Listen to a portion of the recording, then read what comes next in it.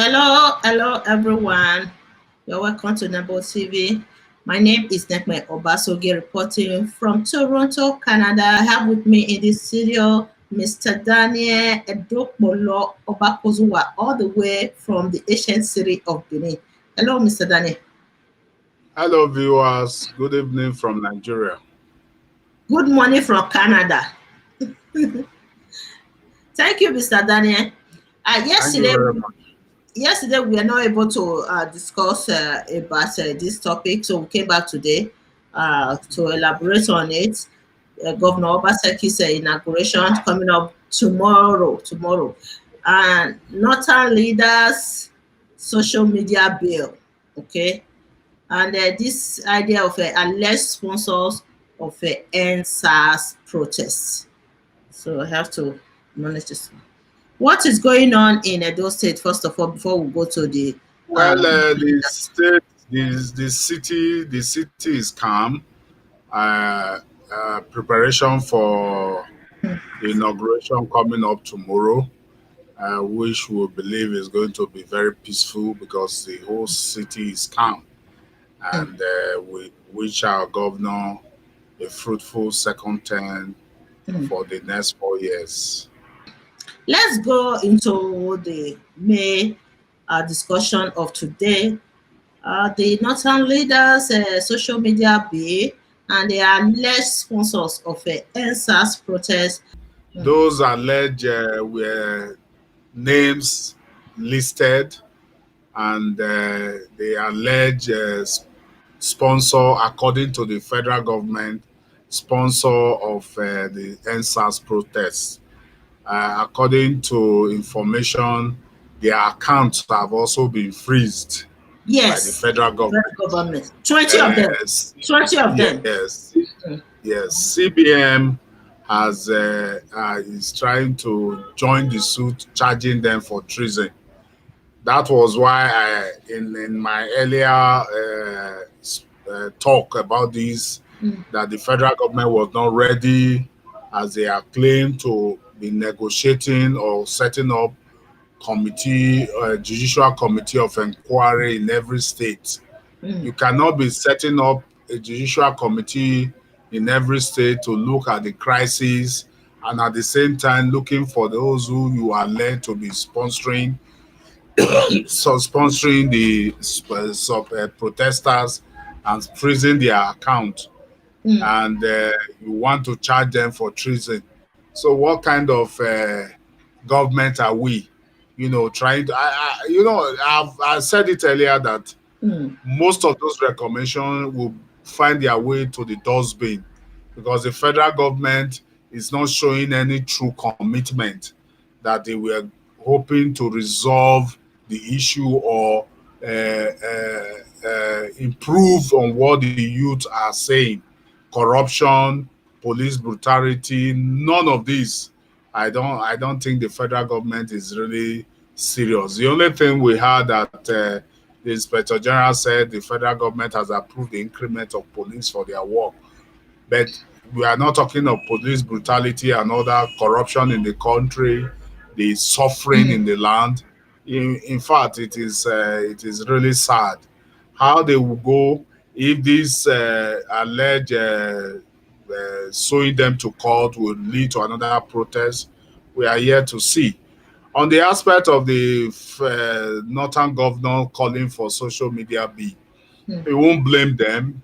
They have always caged their youth. They don't have a vibrant youth in the north that can speak for them.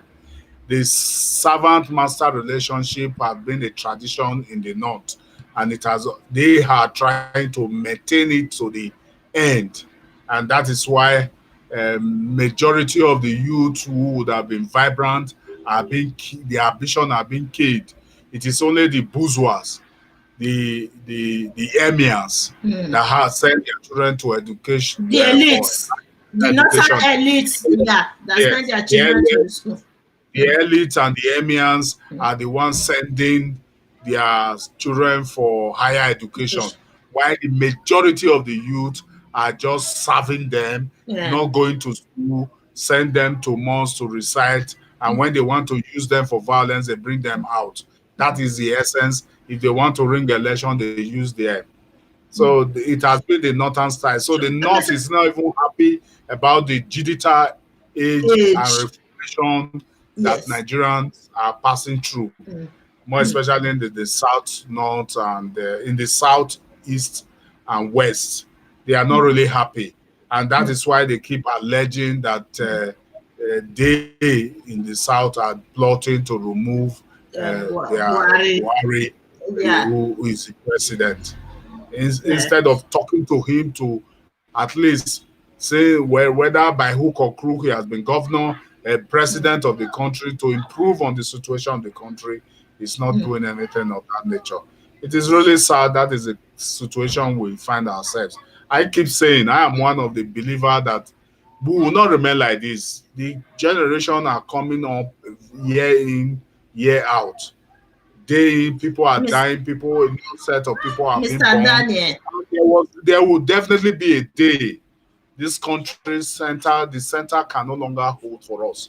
I keep saying it that Nigeria can survive in 7 nations without, and they will be independent, reliably taking care of themselves. Like what happened recently, that the northern leaders alone, they single out themselves while they were condemning the idea of an NSAS protest, saying that the protest is posing threat to the leadership of President Muhammadu Buhari. It just shows that we are practically divided in Nigeria. So they single out themselves protesting and trying to defend President Muhammadu Buhari, while the certain other governors in Nigeria were excluded in the meeting. So, and when you look at development in the northern region of Nigeria, like what you just said, that they don't send their children to school. Yes, they don't send them to school. They use them for political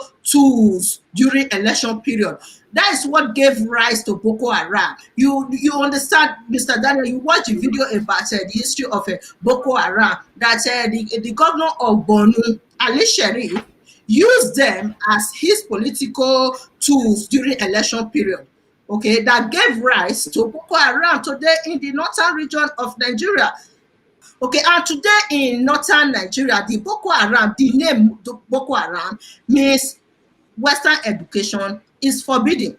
It's forbidden because the way they raise them in the north, they are not encouraging education. That is why a group of thugs came out calling themselves Boko Haram, which means Western education is forbidden. So if we cannot coexist a peace and harmony in the country, we have to find solution to it because we cannot continue like this. The major political powers in Nigeria are all concentrated in the hands of the Northerners. These are the people who don't encourage education. So if 10 people were able to attend higher institution in one state, chances are one of that 10 people will be the governor of the state. That is what is going on in the northern region of Nigeria. And there no human capital, no resources, no development in the north. They rely heavily on the southern region of Nigeria for survival. And moreover, these people who don't encourage education, they are the ones ruling the country right now. The major power, the major political powers are all concentrated in the hands of the northerners. President Muhammadu Buhari is running a tribalistic government. So we are not here to take that from any president. Well, Nigeria has always been divided ever since. But leaders who have come before Buhari has always tolerate. They have always been guiding their self, trying to show good leadership by ensuring that federal character principles are enhanced to keep the unity of this country. It was when Buhari came on board that we saw a greater divided Nigeria. Oh, And he's not even bothered about it. You understand? When Jonathan was there, no matter how you are, Jonathan ensures that federal character principles enhance his appointment. But here in Buhari time, he's not bothered about federal character. All his key position and appointment are northern members. And that is where the problem and the challenge, even if even what is presently going on, that is what you are saying in the country presently. That Buhari has come to further divide Nigeria. No Nigerians, more especially in those living in the southern part, are happy about it. But he's not bothered. And even those who are supporting, virtually those who are also the elites in the north, not all of them are supporting this idea. Some of them are also complaining about it, like Shehu, what is his name, a former senator. He's not happy about it. You understand? But what? These leaders, the emirs who sit on cabinet wanting to take over Nigeria, well, yes, we know Nigerian is not their birthright. The presidency is not their birthright as they claim. You know, they must be able to restrain if Nigeria must move forward. But as it is now, it is the urge of every Nigerian that Nigerian has overstayed its outlay. You understand? Everyone wants a complete division, a nations of their own, Mm. emancipation here and there, and that is the essence of it. During Jonathan, it was less like this, apart from the Boko Haram. The Boko Haram, apart from what you have just said about the governor using it, it was also a target that if Jonathan should come back, they are going to use that Boko Haram to make his government ungovernable. Unfortunately for them, should Buhari became president, they are unable to control the Boko Haram after giving them weapons, giving them money, and that is the problem they are facing in the north now. You understand? Mr. Uh, Daniel, yeah. many southerners are relocating away from the north. Mm. There's no development going on in the north. Yeah.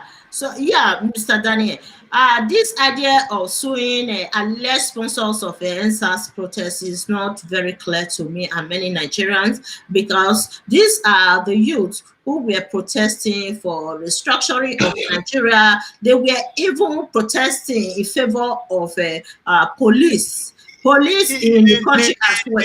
The funny thing about it is that it is not that they were caught in the act sponsoring these protesters. The government just went to social media they are condemning, start saying, looking at their activities. Like Yuki, what is his name again? Pete Yuki Odoche or so. Pete P Odoche's Square, son. P Square. No, No, not you, P Square. okay. Yuki, Uh, Pete Odoche's son, oh, the actor. okay. He was always on social media saying enough is enough of this bribery, even appealing to the youth Hmm. to ensure that next time he should be a youthful president. How do you just go because of what he said? Like P Square, who is saying it's time Nigerians, you just collect their name and declare them sponsors of protesters. They were also protesting. Or is it, Mr. what is his name, that musician Mr. who one Mr. time even calmed the situation, going to the IG to say these are the needs of the youth, Hmm. and now you are now saying they are sponsors. Mis- It's not very clear. They have Mr. even Daniel, less sponsorship now. They are not even taking them to try them for treason.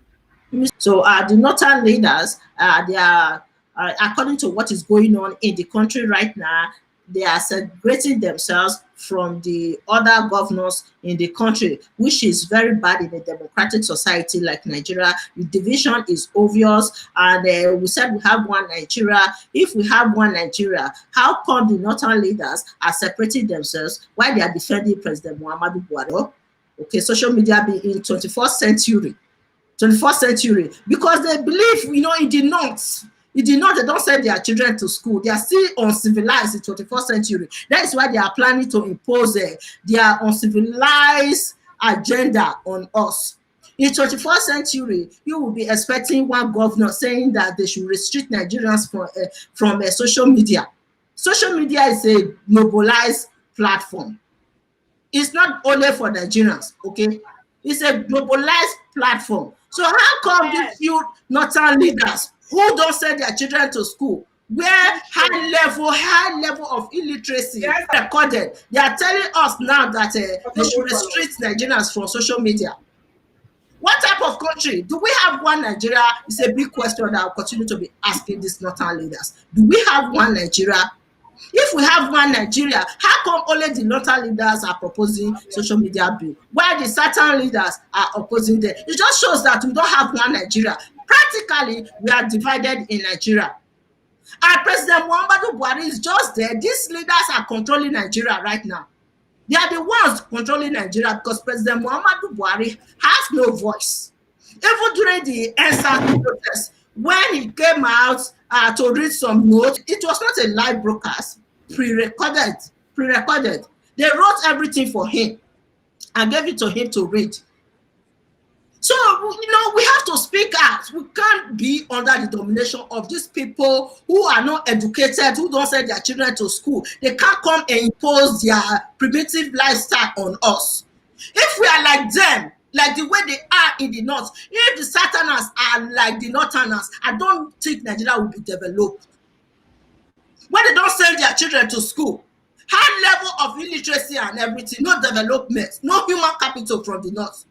So these people, they are trying to come and impose their will on us. Never. It will never happen. If we have a one Nigeria, we should always come together collectively in decision making in Nigeria, because they said that the EndSARS protest is posing threats to the leadership of President Muhammadu. How dare you? How dare you be defending President Muhammadu Buhari and single out other governors in Nigeria?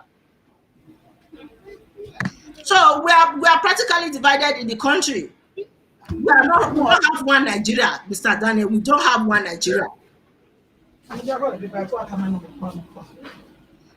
So that's what I wanted to just say. We have to end this show. We'll come back again and discuss about the EndSARS protest. Thank you, viewers. We'll come back again. Thank you, Mr. Daniel.